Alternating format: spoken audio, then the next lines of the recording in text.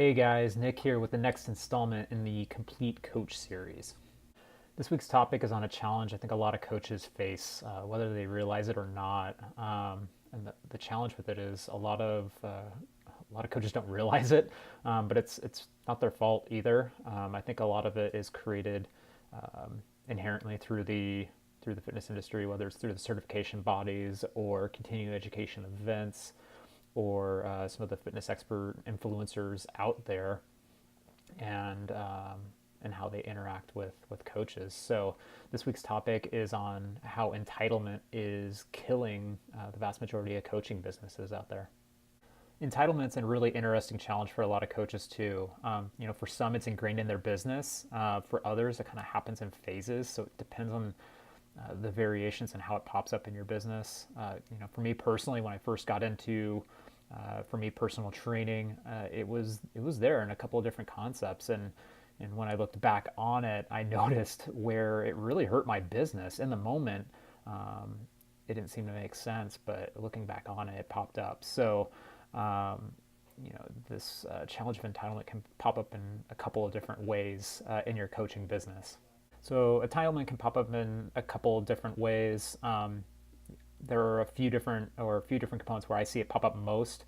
The first one being that it's the fallacy that everyone else charges X number of dollars, let's say $60 a session, so that means I can charge X. So oftentimes I see a lot of coaches that charge $60 because, well, everybody else charges $60. That's market rate.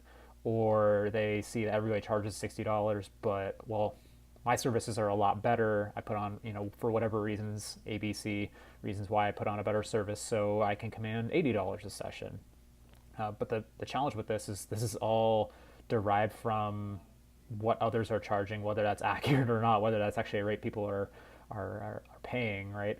But also, too, it's not client driven at that point. It's really arbitrary, right? And kind of tying in with the pricing structure there, a lot of coaches are really rigid with their pricing structures. So maybe they only charge 2 or 3 different rates, and it's that or bust, right? If a client can't pay it, that's it.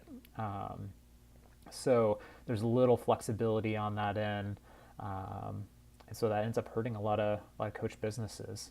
If it's really high prices and it's rigid, it's tough for some clients to afford that. Another fallacy that's connected in with pricing is the concept of, because of my education, because of my experience, because of my certifications, I can command a particular rate, which, not to take away from that, right? If you've invested in your own education, right? You have a 4-year degree, let's say, you have a handful of certifications, you're continuing going to continuing education, right? That is something that separates you from the rest, right? That's a great thing. You should highlight that. But frankly, when the rubber meets the road, right, in terms of when it gets to the point where clients need to pay for services, the vast majority of clients don't fully understand the certification route, or what that even means, education, continuing education. A lot of that, that's built-in value over time. Maybe that helps in initially meeting you and maybe even potentially closing a sale. But when it gets down to the pricing, what it gets down to is their needs. Are you meeting their needs? Do they feel like you meet their needs? And so a lot of coaches price themselves out of the market, once again, due to how they feel about their business. Other common traits I see is that coaches essentially have clients, they try to fit clients into their programming, right? So it's common to see, especially newer coaches, they've had some early success with clients, whether it's improving their flexibility, eliminating injuries, maybe losing weight. And so they see success with a particular pathway with their programming, and they try to fit everyone into that program. And to be frank, everybody's built differently. Everybody thinks differently. And so the problem is they're trying to fit clients into their programming, not catering their programming around the clients, that's where you're going to see the most success on that end. And then tied in with that too, the rigidity thing here is with schedule. A lot of coaches try to fit clients into their schedule, that everything revolves around the coach's schedule. But really, when it gets down to it, your schedule revolves, as a coach, your schedule revolves around the client. It's just it's an inherent thing in this industry that we as fitness professionals work while others play. And so, especially early on, if you don't have any business, or you have a very small business and you're looking to grow it, um, you need to take steps to accommodate new clients that are interested in investing into your business. Another thing here where I see where it ties in with coaches and entitlement essentially being built into their business is their communication flow, right? Whether, especially if they've had a strong education background and certification background, right, or not, they talk or communicate as the expert, right, which is good, but they end up rubbing off as an elitist to clients, especially if they go a little over the top. So this can actually hurt or make it unable for clients to really connect with you as a coach. And so, no matter how great your programming is, even if you could guarantee somebody results, right? If they don't connect with you, they're not going to invest in you, right? They're not going to want to continue working with you, right? And then the final thing I want to add in here, and it once again goes back to the pricing thing, is a lot of coaches nickel and dime their services. Nobody feels good with that, getting nickel and dimed. So what I mean by this is, there are a lot of coaches who will charge for in-person hours, right? Whether it's an hour-long or half-hour private session, right, or group session, and then they'll charge for services outside of those sessions, right? So whether it's additional consulting or nutritional advice or programming, right?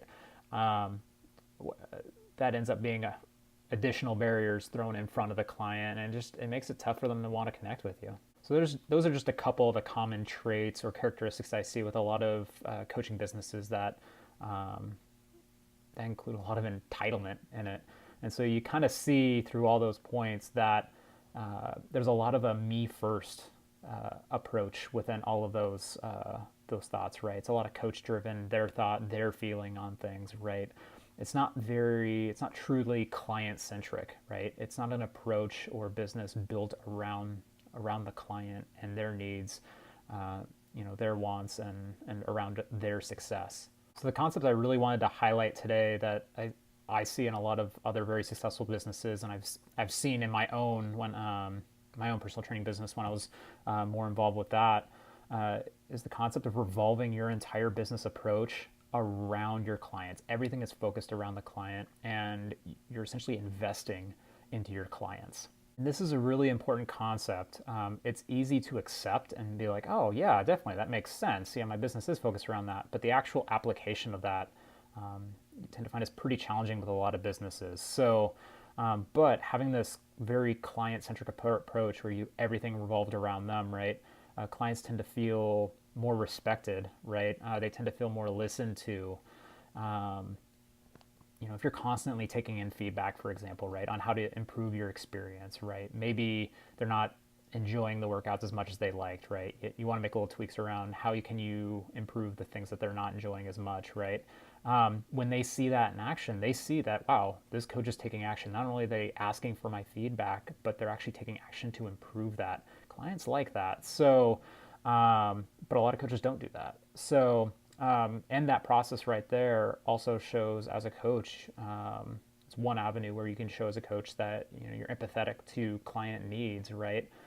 Being empathetic doesn't necessarily mean, oh, I understand how you feel, right? Sometimes it's just acknowledging that they're experiencing a pain or a challenge, and then within your abilities, essentially addressing that and seeing if you can improve upon that or make that no longer a problem for the client. So, when it gets down to it, clients don't want to be taken advantage of, right?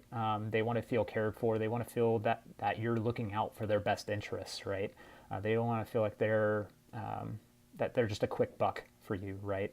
That you're invested in their success. It's more than just a session or two, that you're looking for the long term with them. So that you care about their problems. So all the communication flow, right? Everything is driven towards their end goal and the challenges that they face. I think a really good thing to keep in mind, whether you're brand new with your coaching business or if you've been coaching for a while and want to essentially reassess, right? Is clients think obviously very differently from coaches, right? I mean, the vast majority of people We know this. Number one reason why they fail with their particular fitness goals is they feel they don't have enough time, right? So a lot of clients feel they don't have enough time to dedicate to services, right? A lot of clients, in addition, don't feel like they have extra income, whether they do or not, feel like they don't have extra income for these type of services. And then oftentimes they don't feel comfortable in the fitness realm, whether that's the actual environment of going to the gym, whether that's talking with a coach, or just even sheer working out on their own, right? Um, there are a lot of barriers in place for these clients, and if you take more of a client-centric approach, you're going to ease a lot of these challenges, right? These are big barriers for clients. So the point I'm trying to get at here is that as a client-centric business, right, as a client-centric coach, one of your goals should be to be lowering the barriers for a client to not only get in front of you to meet with you in person, but to continue with you beyond that, right? So another good way to look at this too is, a lot of coaches have a pathway, right? Client is here, right, and you're trying to take them to here, right, where they want to be, right? And that may sound great on the surface, but for the vast majority of people, it doesn't work. You may have, 5 different clients that all take different paths to get to maybe they all have the same goal, right? Everybody's built a little bit differently. So what I challenge you to do is, instead of having one pathway that you force everybody down, essentially create a pathway for each individual person, right? Have a customized path for them and help guide and show them the way down that path, right? Have a path that can be adaptable. So obviously this is a loaded topic. There are a lot of different ways and a lot of steps you can take to remove this kind of like entitlement aspect out of your business and make it more client-centric. That said, I like to incorporate actionable tips at the end of these videos. So the tips I have today are tips that can be applied to really any of the fitness professions, any of the disciplines, and could be easily adapted, starting tomorrow, right? So my first tip is to refine or evaluate your first session or your intro session approach with a lot of new clients. A lot of coaches run into what their typical flow is. Usually they'll have an introduction period, maybe complete some documents so they get an idea of who the client is. They're going to have some level of assessment typically, and then they'll kind of take them through the workout, right? Once again, it's kind of you're putting them through a one-size-fits-all type of workout, which doesn't really resonate with a lot of people.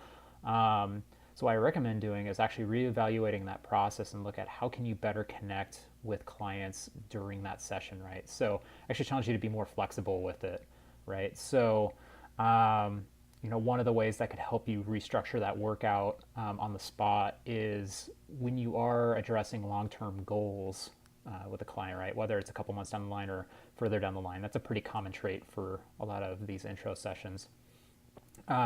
In addition to figuring out what those goals are, right? Ask the client, what is their expectation for the day? That first session, what are they looking to get out of that first day? Because if you can figure out what they're looking for there, maybe you have to refine their expectations a little bit. But once you can identify that, then the rest of the session, the one thing you absolutely have to get done to accomplish the goal, right? Then by the end of the session, you can come back to that and say, hey, your goal was to do this today. We made sure to fit that in. And then in addition to that, we covered all these other different points, right? Now you not only set the expectation of, hey, we're going to accomplish what you want to get done in a session, but then in addition to that, you over-delivered with all these other different things, right? So the client feels amazing afterwards. They feel like they got a lot done within that session, that you're taking their input seriously. You're just not feeding them through a system that everybody else goes through, right? And they're going to be much more inclined to want to continue working with you heading into the future. Tip number 2 revolves around the concept of lowering barriers for clients to get involved with you. So, a big thing for a lot of coaches is generating new leads, getting people in front of them. So I like the concept of a free first session. So I know this is a kind of controversial thing with a lot of coaches. And you tend to see those that are against it tend to already have established businesses, the ones that really preach about not having free sessions. But they have the ability to get away with that. These are coaches that already have well-established businesses. They're in high demand. People are actively searching them out, and they have full schedules. But to be frank, the vast majority of coaches have wide open schedules, either don't have any businesses or have very limited businesses and are actively looking to grow, right? So you should be looking at steps of how can I grow my business, and under a client-centric business, right? You're looking at ways of, okay, how can I lower the barrier to get these people not only in front of me, but to make their life easier moving forward so they continue to work with me in the future, and I can increase the lifetime value of these clients, right? So my tip number 2, eventually getting to it here, is offering a free first session. So obviously that lowers the barrier of entry, right? Oftentimes price is a big thing for a lot of clients getting in the door. If they're unfamiliar with fitness, if they have had bad experiences in the past with coaches, they don't know what to expect. Really, it's just an unfamiliar thing. It's going to be really tough for them to pay 60, 80, or $120 for an intro session. So by having the free session, that lowers the price barrier. In addition, setting the expectations for it, right? If somebody sets the session, you say, hey, it's a free session for you. It shows that you're investing in their success, right? You're investing in your business too by doing that. But then you can establish with them that, hey, I want to make sure, not only is it make sure it's a good fit for you, for the client, so that they're working with a coach they want to work with, but also too, it's a good fit for you as a coach, right? Sometimes client personalities and coach personalities don't align. Sometimes what they're looking for doesn't necessarily align with your expertise, right? And that's okay. So by setting those expectations, if it doesn't work out, that client's gonna be much more likely to refer someone your way because you're not a desperate coach. You are clearly looking out for their best interests at that point. So I really like the concept of a free first session, and that laying the framework of using it as a feeler session for both you and the client. And then my final tip is be flexible. This can pop up in a couple of different capacities. One is with your schedule, right? Maybe you don't normally, let's say, train or work with clients at 7 p.m., right? But you have somebody that's interested in working at that time. If you're desperate in growing your business, right? If, let's say, you don't have a ton of clients, take on that client, and try to make it work, right? If it doesn't work out long term, that's fine. If it's not a good fit for you, obviously, you got to make the change there. And then also too, for the client, more often than not, clients will want to make changes heading down the line too. So just because they have a demand early on doesn't always necessarily mean they're going to be stuck there. A great example of this is actually how me and my partner Dan, when we started Guided Fitness, our first interaction was actually a intro session that happened at 9 o'clock at night. I normally didn't train that late. I was getting ready to leave, and the gym that I was at that point asked, hey, would you be able to take on another client? And so I happened to be there, and that's how I ended up meeting Dan. And that was by expanding my outreach at that point and essentially taking on a session when I wouldn't normally take a session, right? And that relationship ended up flourishing into creating Guided Fitness. So you never know what opportunities pop up there. You never know, the type of client you're going to meet. So be flexible with your schedule, especially if early on if you don't have much business. Another one is pricing, right? A lot of coaches just kind of take on what everybody else is doing and they just take it as a fact, right? Play around with new concepts. A great example is actually something I used for a long period of time to maximize my prime time hours. So what do I mean by that? 5 o'clock through about 7 o'clock are prime time training hours, especially for personal trainers. So it's a highly desired time. And so what I did is I had training packages, 10 session packs that people would pay. It was roughly about 75% of my one-on-one rate. So they were investing in me for an extended period of time. They got a screaming deal on sessions, and the stipulation I had with it is that they could drop in at any of those times. So whether it was for me at that time, it was a 5 o'clock, 6 o'clock start time, right?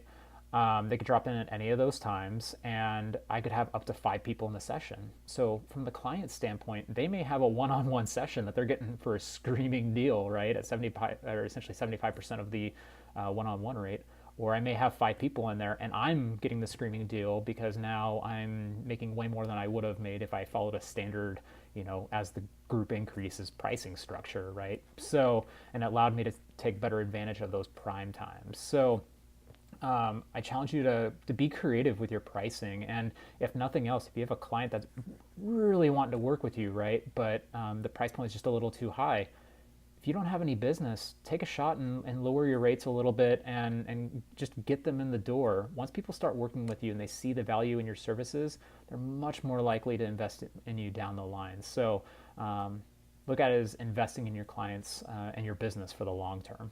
Another great way to be flexible is with your training program. So as I hinted on earlier, right, not fitting all your clients into one particular program, but having your program catered around the client, right? So this is where if you gather their feedback every couple of weeks or so, right, or through a training program, you can see what's working and what isn't working, and you can make those little adaptations throughout. And not only will it develop great value with the client, right, you're taking their feedback and actively making changes to improve their experience, right, but they're going to be much more likely to stick to their program and much more likely to reach their goals. So it's really in your best interest to have programs that are more truly catered around your clients and not fitting them into a pre-built program. Thanks for taking time to watch this week's video on entitlement killing coach businesses and changing your thought process to invest in your clients. I highly recommend taking a moment to look at your own business and see is it truly a client-centric business? Like I said earlier, the more true it is to a client-centric business, the more likely you're going to build a massive business that is creating its own demand, that people are coming to you in droves. So definitely take a moment to reflect and to do it on a regular basis, not just once, but whether it's on a monthly or weekly even basis, taking a step back to see, hey, are you truly meeting your clients' wants and needs? So anyways, thanks for watching again. Make sure to subscribe and like below. And then, keep an eye out for the next installment in the Complete Coach series coming out next week.